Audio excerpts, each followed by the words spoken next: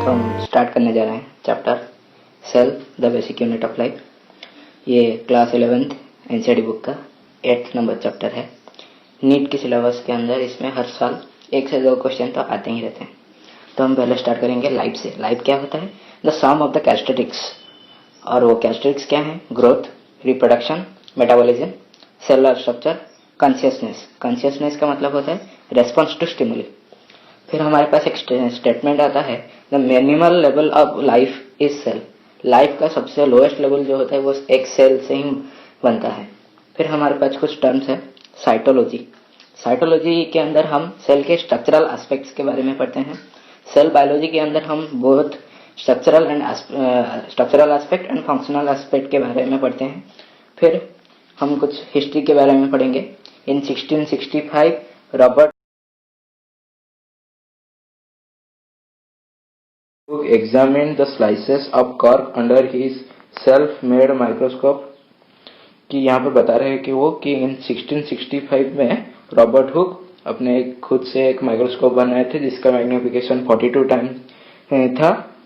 और वहां पर उन्होंने देखा कि the cork seen was dead bark of Spanish oak, जिसका साइंटिफिक नाम है Quercus suber. Robert Hooke coined the term cellula for honeycomb like structures of bottle cork. Greek cellulae hollow space. Greek में सेलुले वर्ड का मतलब होता है hollow space, which was later modified to cell. Actually, he saw the dead cell of walls of the plant cells. He published his findings in the book Micrographia. उन्होंने एक book लिखा था, उसका नाम माइक्रोग्राफिया था। फिर हमारे पास और कुछ साइंटिस्ट आते हैं। एंटन वैन लीवेनहॉक है और उन्होंने क्या किया था कि he observed living cells, bacteria, protozoa, RBC and sperm cells. उन्होंने ये सेल को ऑब्जर्व किया था पहली बार माइक्रोस्कोप के अंदर। फिर हमारे पास आते हैं रॉबर्ट ब्राउन। रॉबर्ट ब्राउन ने क्या किया था कि he discovered nucleus in orchid cells. उन्होंने न्यूक्लियस को ऑर्किड सेल में डिस्कवर किया था। फिर जो आते हैं एक साइंटिस्ट, उनका नाम है फोंटाना। Fontana discover nucleolus. फिर बाउमैन गेव द टर्म न्यूक्लियोलस। देखो, हर चीज के 2 लोग होते हैं, एक जो उसको डिस्कवर करता है और एक जो उसके बारे में बोलता है। तो यहाँ पर इस केस में न्यूक्लियोलस को फोंटाना ने डिस्कवर किया कि उन्होंने बताया कि ऐसा एक चीज होता है, और बाउमैन ने पर्टिकुलर टर्म दिया कि इसे हम न्यूक्लियोलस बोलेंगे। ओके, फिर हम आते हैं कुछ फादर्स के बारे में। Father of cytology is Hertwig and R Hooke. Father of modern cytology C P Swanson. Father of Indian cytology doctor A K Sharma. फिर general facts related to cells. Longest cell होता है जिराफ का नर्व सेल, जो कि 1 metre का होता है, और ह्यूमन बींग्स के अंदर 90 सेंटीमीटर का होता है। लार्जेस्ट सेल होता है एग ऑफ ऑस्ट्रिच, जो कि 17 × 13.5 सेंटीमीटर के डायमेंशन में होता है। फिर स्मॉलेस्ट सेल होता है पीपीएलओ, प्लूरोनिमोनिया लाइक ऑर्गेनिजम्स। इसे हम किंगडम मोनेरा में डिटेल में पढ़ेंगे। फिर स्मॉलेस्ट प्लांट सेल होता है माइकोप्लाज्मा, ये भी मोनेरा में पढ़ाया जाएगा। फिर centre of cellular and molecular biology is at Hyderabad. वहां पर यहाँ पर सारे एक्सपेरिमेंट होता है इंडिया के अंदर। फिर लार्जेस्ट प्लांट सेल होता है एसेटाबुलारिया, जो कि 10 सेंटीमीटर का होता है, और ये एक एल्गी होता है। फिर लॉन्गेस्ट प्लांट सेल होता है वो एक क्रीमी फाइबर होता है, वो किंगडम प्लांटी में हम पढ़ेंगे। फिर आएंगे हम सेल थ्योरी के बारे में। सेल थ्योरी 2 लोगों ने पहले स्टार्ट किया था। एमजे स्लीडन इन 1838, जो कि एक बॉटनिस्ट थे। उन्होंने बोला था पहली बार कि all plants are formed from 1 or more types of cell. फिर टी स्क्वान आते हैं, उन्होंने कहा था 1839 के अंदर कि all animal cells are formed from 1 or more sales, और वो एक जूलॉजिस्ट थे। उन्होंने और एक सेंटेंस भी ऐड किया था कि animal cells are enclosed by thin membrane instead of the thick cell wall which was found in plant cell. तो देखो, उन्होंने डिस्कवर ये भी किया कि प्लांट सेल के अंदर एक थिक मेम्ब्रेन होता है बाहर की तरफ, जिसे वो प्लांट सेल हमने बाद में डिस्कवर किया। फिर हम आते हैं important features of cell theory के बारे में ना। According to cell theory all living things are made up of cells. ये तो सही बात है, सारे सेल्स, सारे लिविंग बींग तो सेल से बने होते हैं। इसलिए हमने पहले एक सेंटेंस पढ़ा था, the minimal level of life is called cell. फिर नेक्स्ट पॉइंट आता है they have the power of reproduction. एक सेल से दूसरे सेल को कन्वर्ट होते हैं। All cells arise from pre existing cells. सारे सेल दूसरे एक सेल से ही बनते हैं। All cells are basically similar in structure and metabolic in function. Each cell has a unit of heredity. फिर आते हैं नेक्स्ट पेज के अंदर, फिर आते हैं हम लिमिटेशन या exceptions to the cell theory. According to the cell theory, the living organisms are made up of cells, but viruses are the exception of theory because virus lack cell organisation. Virus को हम जिंदा या मरा हुआ नहीं बोल सकते क्योंकि उनका एक पर्टिकुलर कुछ नहीं होता. हम ये बोल सकते हैं कि जब तक वो वायरस हमारे बॉडी से बाहर है वो डेड है. जब वो हमारे बॉडी के अंदर आता है तो उसका डीएनए हमारे डीएनए के साथ कुछ मिल जाता है. फिर जब रिप्रोडक्शन होता है डीएनए का, तब उसके साथ वायरल डीएनए भी रिप्रोड्यूस कर जाता है. इसीलिए हम बोलते हैं कि जब बाहर होता है वो डेड होता है और हमारे बॉडी के अंदर आने पर वो लिविंग हो जाता है.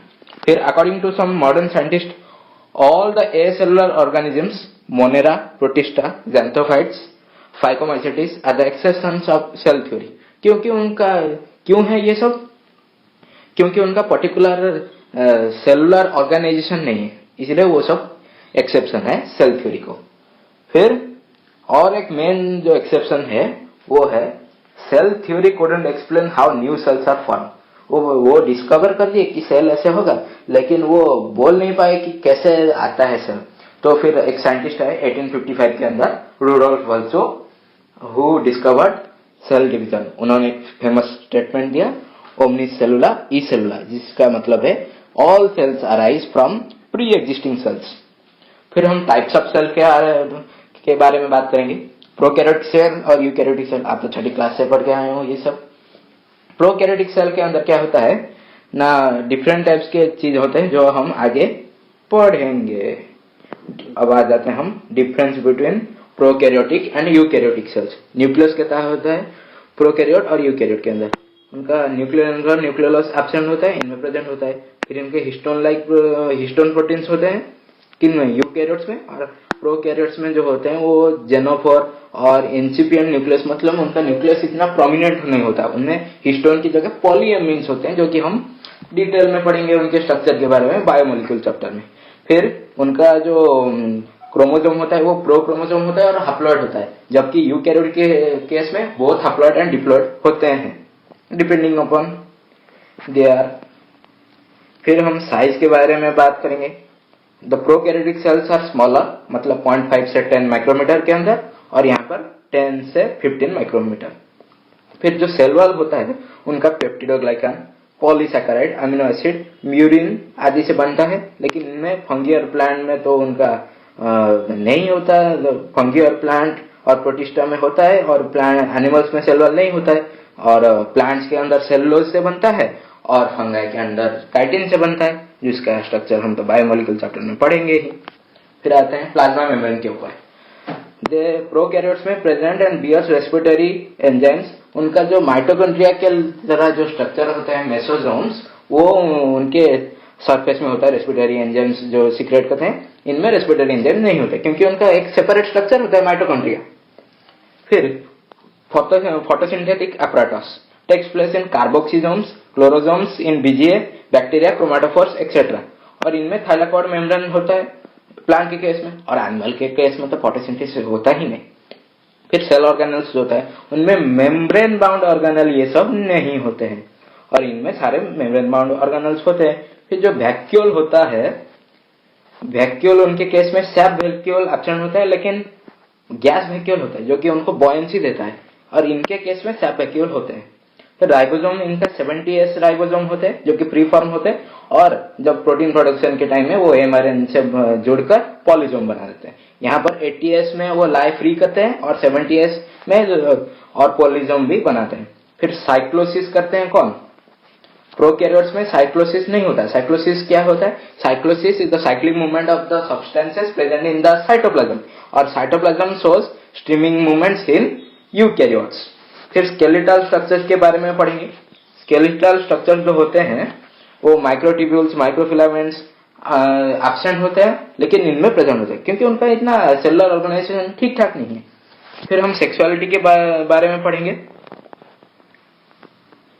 सेक्सुअलिटी उनमें ऐसा कुछ प्रोसेस नहीं होता, उनमें सिर्फ होता है जो डीएनए का कॉन्जुगेशन, ट्रांसफॉर्मेशन, ट्रांसडक्शन. और इनमें जो होता है उनमें particular meiosis mitosis, gamete formation सारा होता है। इनमें जो फ्लैजेला होते हैं वो 9+2 अरेंजमेंट के होते हैं और फ्लैजेलिन प्रोटीन से बने होते हैं, लेकिन हमारे केस में यूकेरियोट्स के केस में वो ट्यूब्यूलिन प्रोटीन से बने होते हैं। फिर हम आ जाएंगे नेक्स्ट सेल साइकिल के बारे में। सेल साइकिल 20 से 60 मिनट्स तक होता है उनका, मतलब बहुत कम होता है, और सेल डिवाइड में माइटोसिस से होता है, जो कि हम सेल डिवीजन चैप्टर में पढ़ेंगे, और ये 12 से 24 आवर्स के अंदर खत्म कर देते हैं। फिर हम माइटोटिक स्पिंडल के बारे में पढ़ेंगे। हम माइटोटिक स्पिंडल में क्या पढ़ेंगे? It is form in cell division. It is form in cell division. Mitotic spindle जो होता है it is not form in cell division, क्योंकि उनका क्रोमोसोम ही नहीं होता। क्रोमोसोम अगर होगा फिर हम उसको खींचेंगे ना, इसलिए माइटोटिक स्पिंडल यूज होता है। और इनमें होता है, इसलिए इनमें भी माइटोटिक स्पिंडल होता है। इनका सेंट्रियोल एब्सेंट है, इनके सेंट्रियोल प्रेजेंट है, लेकिन प्लांट्स के केस में एब्सेंट होता है। प्रोटीन सिंथेसिस इनका साइटोप्लाज्म में होता है, इनका न्यूक्लियस में ट्रांसक्रिप्शन होता है और ट्रांसलेशन साइटोप्लाज्म में होता है, जो कि हम डिटेल में पढ़ेंगे 12th क्लास के अंदर। फिर एग्जाम्पल के इनका bacteria, cyanobacteria, BGA, mycoplasma etcetera, और इनका प्लांट ह्यूमन बीइंग है। फिर हम एनिमल सेल और प्लांट सेल के बारे में पढ़ेंगे। Cell wall is absent in case of animal cell, it is present in the case of plant cell, और वो सेलुलोज से बनता है। वैक्यूल में इनका एब्सेंट होता है या टेम्पोरली प्रेजेंट होता है, लेकिन इनके केस में लार्ज होके 90% एरिया को ये कवर करते हैं। और प्लास्टिड जो होते हैं वो एब्सेंट होते हैं एनिमल सेल में, क्योंकि वो तो फोटोसिंथेसिस नहीं करते, उनको क्यों चाहिए। फिर प्लांट सेल के अंदर प्रेजेंट होते हैं। माइटोकॉन्ड्रिया उनको प्रेजेंट होता है और बहुत होता है, और वो क्रिस्टे जो होते हैं उनका एक स्ट्रक्चर होता है, वो प्लेट लाइक होता है। यहाँ पर इसके अंदर ट्यूब्यूलर होता है, यहाँ पर सेंट्रियोल प्रेजेंट होते हैं, यहाँ पर न्यूक्लियोलर ऑर्गेनाइजिंग सेंटर एक के नाम के NOR सेंटर के नाम से एक चीज होता है, जो कि मैं पढ़ाऊंगा आपको आगे। फिर न्यूक्लियस जो होता है यूजुअली नियर द सेंटर, और यहाँ पर जो न्यूक्लियस होता है वो अपन push towards the peripheral region. क्यों होता है ये क्वेश्चन आ सकता है, क्योंकि 90% प्लेस तो उनका वैक्यूल ने कन्वर्ट कर दिया। वैक्यूल अगर कवर कर रहा है तो जगह होने से तो वो सेंटर में आ गया, इसलिए वो पेरिफेरी की तरफ धकेल देता है उसको। फिर हम जो न्यूक्लियस होता है ये डिस्कस हो गया। फिर डिवीजन के बारे में पढ़ेंगे। Cytoplasm divides bye furrow method और cleavage method. Cleavage furrow method नहीं हम इसको बोलते हैं, लेकिन इसके केस में, प्लांट के केस में वो सेल प्लेट मेथड से होता है। फिर क्रिस्टल्स एब्सेंट होते हैं, यहाँ पर क्रिस्टल प्रेजेंट होते हैं। और प्लाज्मोलिसिस जो होता है वो एनिमल सेल्स बर्स्ट हो जाते हैं, लेकिन इसमें नहीं होता है। क्यों क्वेश्चन आ सकता है इससे? इसलिए नहीं होता है क्योंकि उनमें सेल वॉल होता है। सेल वॉल तो इतना रिजिड होता है कि वो कोई उसके अंदर नहीं जा सकते, वो सिलेक्टिवली परमेबल होता है। फिर हम आएंगे स्ट्रक्चर के ऊपर एनिमल सेल की। आप देख सकते हो यहाँ पर microvilli, plasma membrane, centriole, peroxisome, lysosome, ribosome, mitochondria, rough endoplasmic cell, cytoplasm, nucleus, ये सारे, nuclear envelope, ACR, Golgi apparatus, ये सारे हैं। इनको हमें याद रखना है, क्वेश्चन डायरेक्ट यहाँ से भी आ सकता है। फिर आएंगे हम प्लांट सेल के अंदर। प्लांट सेल के अंदर RER, lysosome, nucleus, nucleolus, Golgi apparatus, nuclear envelope, plasma membrane, vacuole, middle lamella, cell wall, mitochondrion, ribosome, chloroplast, और साइटोप्लाज्म, पेरोक्सिसोम, और माइक्रोट्यूब्यूल, प्लाज्मोडेस्माटा, ACR, ये सारे